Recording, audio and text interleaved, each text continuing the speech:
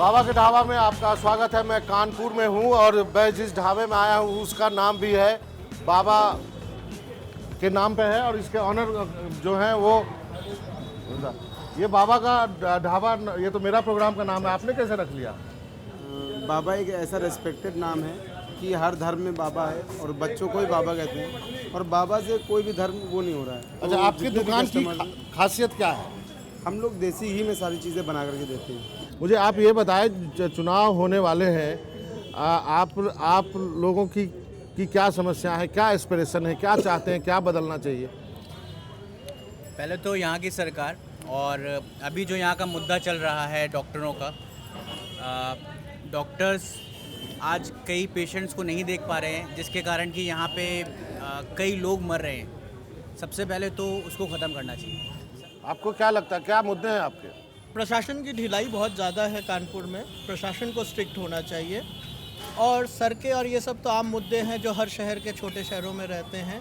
आपने तो बहुत ढेरों इलेक्शन देखे होंगे, आपको क्या लगता है कि इलेक्शन बाकी इलेक्शन से ये इलेक्शन कितना अलग होने वाला है? मुझे लगता है कि हमारे देश को एक स्थिर सरकार की ज़रूरत है, तो we should vote for a candidate not for a party. अगर हमारे शहर से एक अच्छा कैंडिडेट खड़ा हो रहा है जो अच्छे से काम कर सकता है तो we should think over that. आप क्या मानते हैं, आपके शहर में क्या बदलाव होना चाहिए, क्या चाहिए आपको शहर में? हमारे शहर में जो है जो काम करने वाले व्यक्ति हैं उन्हीं को आगे बढ़ना चाहिए। काम करने वाले को आगे आगे आगे हम आगे विकास चाहते हैं। विकास चाहते हैं। आप लोग क्या चाहते हैं, आपके शहर में क्या बदलाव? विकास होना चाहिए बस। विकास मतलब क्या? हर चीज़ बनना चाहिए, बिजली है, लाइट रहती है? लाइट कहाँ रहती है? 12 घंटे रहती है। मोदी का बहुत बोलबाला है। मोदी का बोलबाला है, तो मोदी आ जाए तो हम लोग को क्या एतराज है? विकास होना चाहिए बस। विकास होना चाहिए, विकास होना चाहिए सर। क्या चाहते हैं कि कोई भी आदमी जो आपका जनप्रतिनिधि हो वो क्या करे आपके लिए? सर, सबसे मूलभूत समस्याओं पे ध्यान दें। हमारा कानपुर आप देख रहे हैं, इतनी बड़ी आबादी और हम भारत के 10 टॉप टैक्स पेयर शहरों में हैं, लेकिन हमारे यहाँ मूलभूत कोई भी सुविधा नहीं है। न हमारे यहाँ सड़कें हैं, न ट्रांसपोर्ट है, न बिजली है, न रोज़गार है।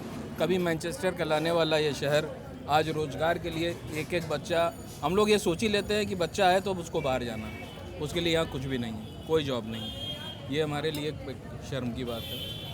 केजरीवाल आए थे अभी, कोई केजरीवाल का इम्पैक्ट है आपको? ऐसे नेता को मेरे हिसाब से मतलब थोड़ा देर उनको दिल्ली को संभालना चाहिए था। जनता ने उनको जिताया था इस भरोसे पे कि वो कुछ करेंगे, लेकिन वो 1.5 महीने 2 महीने के अंदर ही चले गए दिल्ली को छोड़ के। आप सहमत हैं इससे? बिल्कुल। अगर वो वहाँ पे संघर्ष करते, मानते हैं कि वो अलग लोगों के बीच से आ रहे हैं, लेकिन उनको कुछ करके दिखाना चाहिए था। जिस तरह से छोड़ के भागे हैं, वो आगे क्या करेंगे? मुझे आप ये बताओ, केजरीवाल आए थे, बहुत दिल्ली से भी लोग आए थे, तो कुछ इम्पैक्ट है? केजरीवाल से इम्पैक्ट होता अगर उन्होंने इलेक्शन में ऐसा दिल्ली में नहीं किया होता तो। मैं खुद पर्सनली उनसे बहुत इन्फ्लुएंस था, लेकिन with this act he proved that कि एक नौसिखिया कभी भी इतना बड़ा जिम्मेदारी देने लायक होता नहीं है। तो we can't trust on him, we can't rely on him. हम भरोसा नहीं कर सकते उनके ऊपर। जी, आप लोग का शुक्रिया। हमारे 2 सहयोगी भी है। हृदय जोशी जो है वो नेशनल हाईवे पे घूम रहे हैं और सोनल आई थी केजरीवाल के साथ। पहले सोनल से बात करते हैं। आप आम आदमी पार्टी भी कवर करते हो, आपने कुछ व्यूज सुने, आपको लगता है केजरीवाल ने बहुत सारे लोगों को इम्प्रेस किया है तो बहुत सारे लोगों को निराश भी किया? निराश ज़्यादा करा है। अगर आप कानपुर के लोग से पूछे तो कई लोग उनके प्रोटेस्ट वाला जो रैली था वहाँ पर पहुँच नहीं पाए क्योंकि बहुत पानी था।